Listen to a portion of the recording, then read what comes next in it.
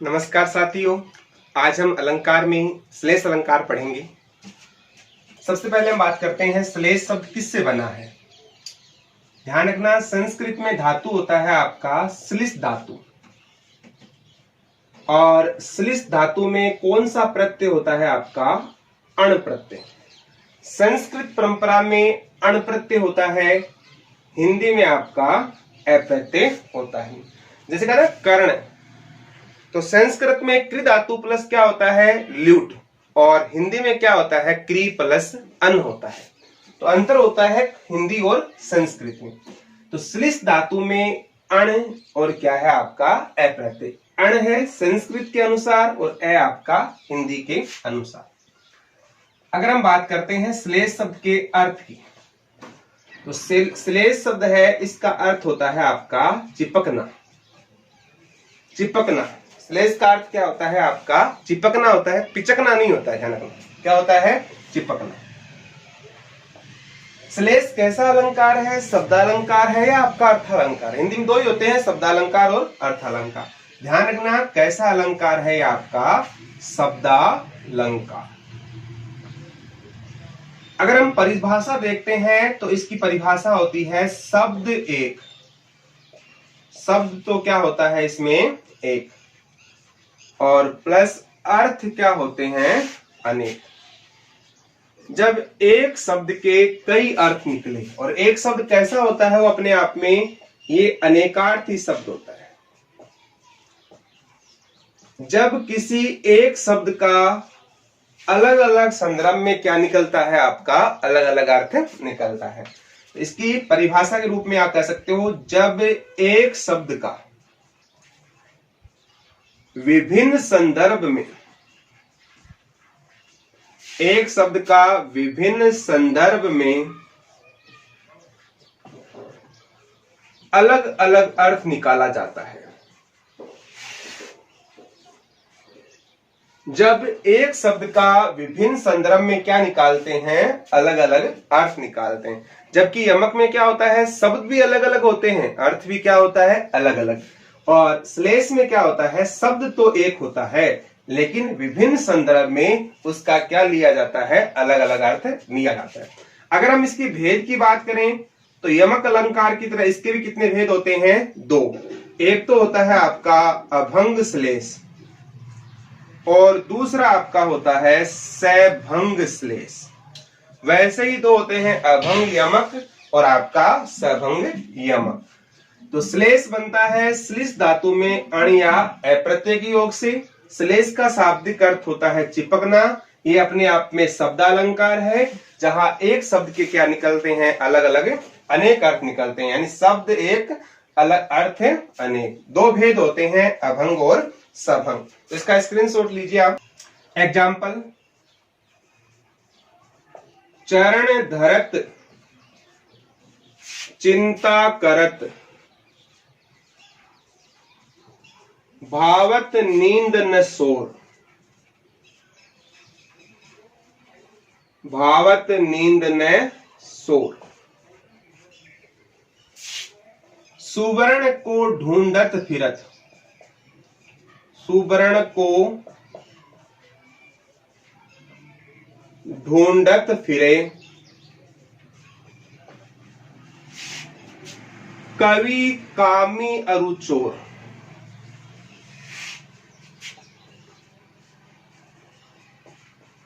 दो आए, एक चरण धरत चिंता करत, भावत नींद न सोर, सुवर्ण को ढूंढत फिरे, कवि कामी अरु चोर। यहां पर अनेकार्थी शब्द कौन सा है आपका सुवर्ण। देखो, सुवर्ण शब्द है, इसका अर्थ होता है सुंदर अक्षर। क्या होता है सुंदर अक्षर। सु यानी सुंदर, वर्ण यानी रंग, तो इसका अर्थ होता है सुंदर रंग भी होता है। और सुवर्ण जो सोना होता है उसका रंग भी कैसा होता है सुंदर होता है। तो सुवर्ण को हम क्या कह सकते हैं स्वर्ण या सोना भी कहा जा सकता है। तो इसके अंदर जो सुवर्ण शब्द है वो कैसा है आपका अनेकार्थी शब्द है। क्या इसका अलग अलग संदर्भ में अलग अलग अर्थ है या नहीं, आगे देखो। कवि कामी और चोर। कवि कौन होता है? जो काव्य लेखन करता है, जो कविता लिखता है। अब बताओ कवि के लिए किसकी आवश्यकता होती है?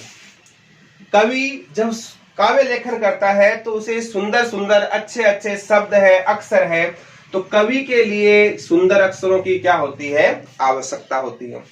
अगर हम करते हैं कामी, यानी काम भावना से पीड़ित, यानी काम भावना से पीड़ित व्यक्ति को कह सकते हैं जो कामी पुरुष होता है। अब बताओ जो काम भावना से पीड़ित होता है उसको किसकी कामना होती है? सुंदर रंग की। वो चाहता है कि मुझे जो स्त्री प्राप्त हो वो कैसी हो? सुंदर रंग की, यानी सुंदर स्त्री की बात करता है। और चोर होता है, उसको क्या चाहिए? वो चोर को न तो सुंदर अक्षरों से मतलब होता है, न सुनहरे रंग से मतलब होता है। चोर है, उसको क्या चाहिए? आपका सोना चाहिए। तो चोर है, उसकी कामना क्या होती है? स्वर्ण या सोना। देखो शब्द तो एक ही था, सुवर्ण, जिसका कवि के अर्थ में होता है सुंदर अक्षर, कामी के अर्थ में सुंदर स्त्री, और चोर के अर्थ में क्या है? आपका सोना चाहिए। तो जब एक शब्द का विभिन्न संदर्भ में क्या निकाला जाता है? अलग अलग अर्थ निकाला जाता है। जैसे आपका एग्जाम्पल देखते हैं, रहीमन पानी राखी, रहीमन पानी राखिए, बिन पानी सब सून,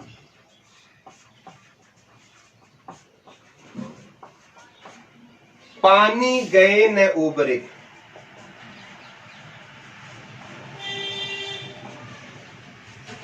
मोती मानस चूल।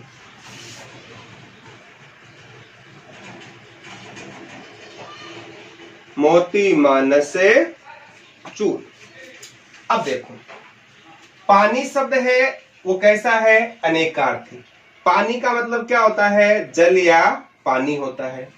पानी का मतलब इज्जत भी होता है, और पानी का मतलब आपका चमक भी होता है। पानी मर गया, चमक चली गई, इज्जत मर गया, चली गई। तो पानी शब्द है उसका जल भी होता है, इज्जत भी होता है, चमक भी होता है। अब बताओ पानी शब्द का मोती, मानस और चून, इनके संदर्भ में क्या है? आपका अलग अलग अर्थ है। अगर हम बात करते हैं मोती, मोती का महत्व कब होता है? जब मोती कैसा हो? चमकदार, चमकीला हो। तो यहाँ मोती के संदर्भ में जो पानी है उसका अर्थ क्या होगा? चमक से। मनुष्य है, मनुष्य के संदर्भ में पानी का अर्थ किससे लिया जाएगा? करें मनुष्य। मनुष्य के लिए पानी का अर्थ होगा आपका इज्जत। तो मनुष्य के लिए पानी जो शब्द है उसका अर्थ किसके रूप में आएगा? आपका इज्जत के रूप में। और चून यानी आटा, आटा गूंथते हैं तो किसकी आवश्यकता होती है? आपकी जल की आवश्यकता। तो चून के लिए जो पानी शब्द है उसका अर्थ किससे आएगा? आपका जल से लिया जाएगा। तो पानी शब्द है मोती के लिए चमक से, मनुष्य के लिए इज्जत से, और चून के लिए क्या होगा? आपका जल अर्थ लिया जाएगा। नव जीवन दो घनश्याम हमें, नव जीवन दो घनश्याम हमें। अब बताओ नवजीवन दो घनश्याम हमें, यहां पर नवजीवन है वो भी अनेकार्थी शब्द है, और घनश्याम है वो भी क्या है? अनेकार्थी। सामान्यतः हम घनश्याम भगवान श्री कृष्ण को भी कहते हैं। और घनश्याम किसे कहा जाता है? बादल को भी कहा जाता है। अब बताओ अगर हम भगवान श्री कृष्ण लेते हैं तो नवजीवन का मतलब भगवान श्री कृष्ण है हमें नया जीवन प्रदान करते हैं, जीवन में सुख संपत्ति प्रदान करते हैं। तो श्री कृष्ण के संदर्भ में तो नवजीवन क्या बन जाएगा? नया जीवन बन जाएगा। अगर हम घनश्याम का अर्थ बादल लेते हैं तो बादल हमें क्या देते हैं? जल देते हैं, और जल भी क्या है? आपका जीवन है। तो यहाँ नवजीवन है किसके रूप में आ जाएगा? आपका जल के रूप में। तो शब्द एक है, अर्थ क्या निकल रहे हैं? अलग अलग निकल रहे हैं। तो ऐसी कंडीशन में क्या है? श्लेष अलंकार। क्या आपने अभी तक शब्दों को तोड़ा या पूरे शब्द का अर्थ ले रहे हैं? संपूर्ण शब्द का ले रहे हैं। तो अभी तक जो भी अलंकार हो कौन सा है? आपका अभंग श्लेष अलंकार है। कौन सा है? आपका अभंग श्लेष अलंकार है। और देखते हैं नर की अरुण नीर की, नल नीर की गति एके करी जोड़।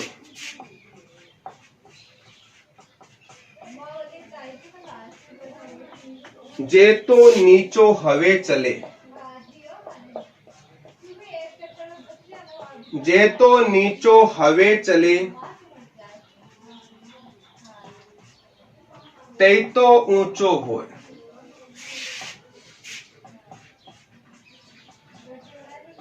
यहां पर किसकी गति बताई गई है?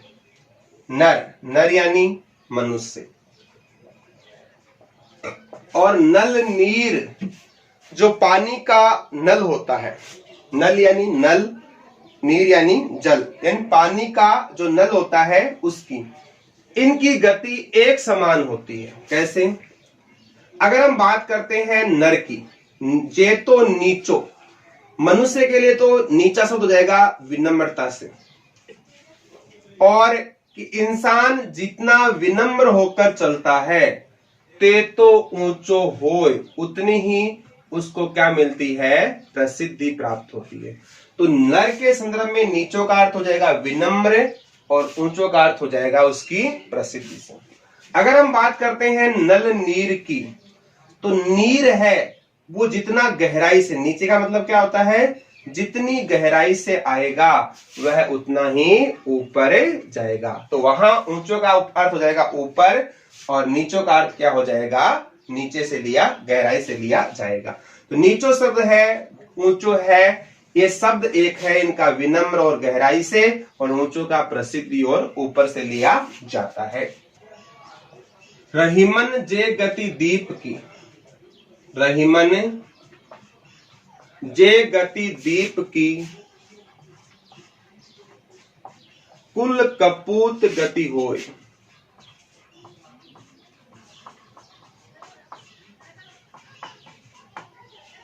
बारे उजियारो करे,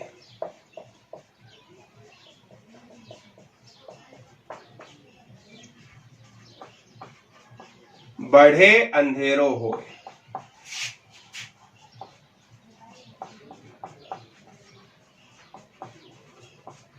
अब देखो यहां किसकी गति बताई गई है? एक तो दीपक की और एक आपकी कपूत की। अब देखो बारे, अगर दीपक है तो बारे शब्द है, उसका अर्थ होता है जलना, कि दीपक जब जलता है तो क्या होता है? उजाला होता है। बढ़े यानी बुझना, और जब दीपक बुझता है तो क्या होता है? अंधेरा। तो दीपक शब्द के अर्थ में बारे का अर्थ हो जाएगा जलना, और बढ़े के अर्थ में हो जाएगा आपका बुझना, कि दीपक जलता है, उजियाला करता है, बुझता है, तो क्या करता है? आपका अंधेरा करता है। अगर यही बात किसके संदर्भ में लेते हैं? कपूत की, तो बारे का मतलब होता है जन्म लेना, कि जब कोई बालक जन्म लेता है तो क्या होती है? उजियारा यानी प्रसन्नता होती है, और बढ़े यानी बढ़ना, बड़ा होना। तो अगर कपूत बड़ा होता है तो परिवार में क्या कर देता है? विनाश के कगार पर ले आता है, अंधेरा कर देता है। तो बारे का अर्थ जलना भी होता है, जन्म लेना भी होता है, बढ़े का मतलब बुझना भी होता है, और आपका बड़ा होना भी होता है। मेरी भव बाधा हरो,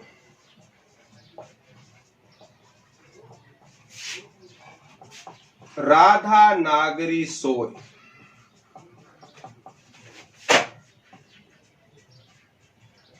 जा तन की झाई परे,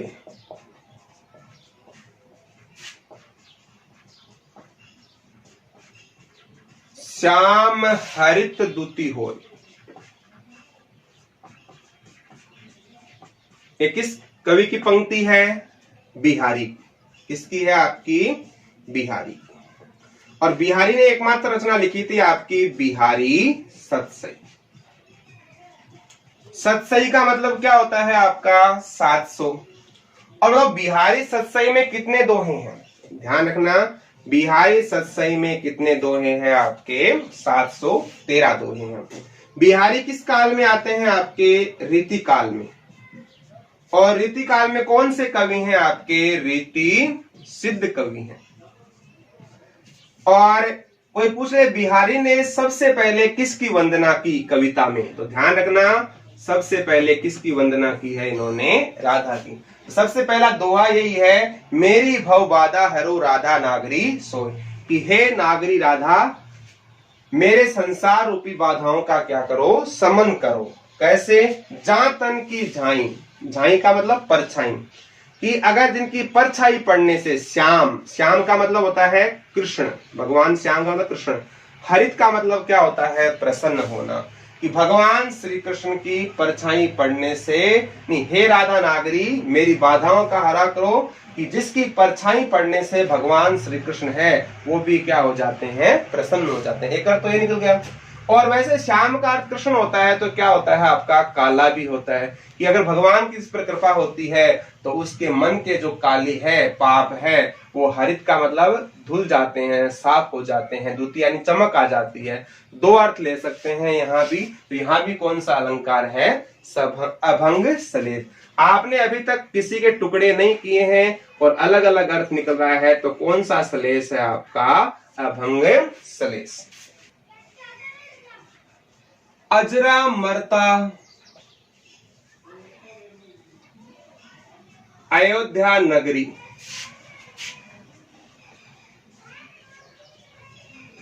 किसे प्रिय नहीं लगती। अजरा मरता अयोध्या नगरी किसे प्रिय नहीं लगती। अब देखो यहां पर अजरा मरता शब्द को तोड़ते हैं तो एक तो बनता है इसका अजर और एक बनता है इसका अमरता। संधि कौन सी है इसमें, दीर्घ।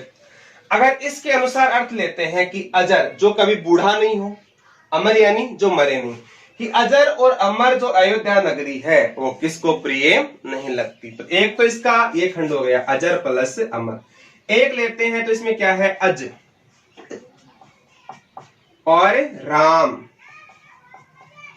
और क्या है, रता, यानी रता यानी रथ, कि राजा अज और राम, इससे रथ जो लीन धरती है, क्योंकि अयोध्या में कौन पैदा हुए थे, राजा राम और अज, तो अज और राम की जो नगरी है वो किसको प्रिय नहीं लगती। तो यहां भी हमने शब्दों को तोड़कर क्या निकाले हैं, अलग अलग अर्थ निकाले हैं। और देखते हैं, संतत सुरानिक हित जेहि, संतत सुरानिक हित जेहि। अब जो सुरानिक शब्द है अगर हम इसके तोड़ते हैं तो एक तो होता है सुरा प्लस नीक। ध्यान रखना सुरा शब्द है इसका अर्थ होता है शराब और नीक यानी होता है अच्छी। तो एक तो जो संत होते हैं उनको अच्छी शराब है वो क्या नहीं लगती है, अच्छी नहीं लगती। तो सुरा यानी और नेक, अच्छी शराब का अर्थ हो गया। दूसरा सुर प्लस अनीक, दीर्घ संधि हो गई यहां पर। सूर्य यानी होता है देवता और अनीक का मतलब होता है सेना। तो यहां इसका अर्थ हो गया देवताओं की सेना। तो शब्द तो एक था और हमने टुकड़े करके इसके क्या लिए हैं, अलग अलग अर्थ लिए हैं। तो जब हम अलग अलग टुकड़े करके लेते हैं तो कौन सा श्लेष होता है आपका, सभंग श्लेष अलंकार होता है। तो कौन सा है यहां पर आपका सभंग श्लेष। चिरजीवी जोरी जुरे, क्यों न स्नेह गंभीर,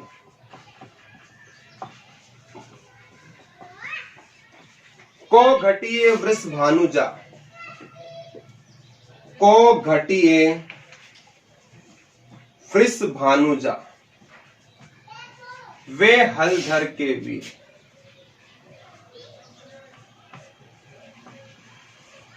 हलधर के, देखो वृष भानुजा है इसको तोड़ते हैं, एक तो वृषभ प्लस अनुजा। वृषभ का मतलब होता है बैल प्लस अनुजा। अब अनुजा यानी होता है पुत्री। अब बताओ गाय की पुत्री, बैल की पुत्री कौन होती है, गाय। तो एक तो अर्थ हो गया गाय, ठीक है ना। दूसरा हलधर, हम हल को धारण किस पर करते हैं, हलधर। हलधर कहते हैं आपके बैल को कहा जाता है, हल को धारण करता है। अगर इसके हम तोड़ते हैं वृषभानु प्लस जा, वृषभानु प्लस जा। अब वृषभानु जा, वृषभानु की पुत्री कौन है? राधा। तो अगर इसके टुकड़े करते हैं वृषभानु प्लस जा तो क्या बन जाएगा आपका? राधा। और हलधर, हलधर कहते हैं भगवान श्री कृष्ण का जो बड़ा भाई है बलराम, उसे भी क्या कहा जाता है? हलधर।